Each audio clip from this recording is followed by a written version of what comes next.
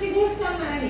एक खूप मोठे जंगल होते आणि त्या जंगलाचा राजा हा सिंह होता आणि त्या जंगलाचा मंत्री कोण होता?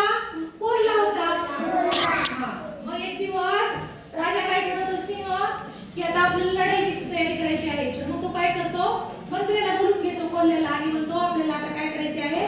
लढाईची तयारी करायची आहे. तर तुम्ही काय करा जेवढे काही जंगलातले प्राणी आहेत तेवढे प्राण्यांना बोलून घ्या आपल्याला सभा घ्यायची. तर सभा घेऊन लढाईची तयारी करायची आहे. तर यावर काय करतो मग काय म्हणला असेल सांगा बरं मंत्री? मंत्री तुम्हाला मी आधी गोष्ट सांगितली होती. मंत्री कोण होता? यावर कोल्हा काय म्हणतो आपण काय करू सर्व प्राण्यांना बोलू पण ससा आणि गाढव या दोघांना बोलवायचं नाही. कारण ससा कसा आहे? मित्र आहे आणि गाढव मठ्ठ आहे. त्या दोघांना बोलवायचं नाही. तर यावर राजा काय म्हणतो सिंह की काय करतो आपण त्या दोघांना पण बोलू. कारण काय आहे गाढवाचा आवाज कसा आहे? खूप मोठा आहे. लढाईच्या वेळी तो काय करेल? रणसिंग फुंकेल आणि ससा चपळ आहे तर तो काय करेल?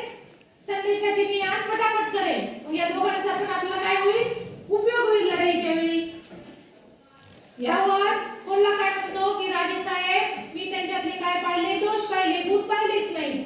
यातून बोध काय भेटतो या गोष्टीतून की प्रत्येक व्यक्तीमध्ये काही ना काही गुण असतात. त्या व्यक्तीचा उपयोग आपण कसा करून घ्यायचा हे आपण ठरवायचं असतं. हे या गोष्टीतून बोध भेटतो. गोष्टीचं नाव काय आहे? गुणग्राहक राजा. जंगलाचा मंत्री कोण होता? कोल्हा. आणि राजा कोण होता? आणि लक्षात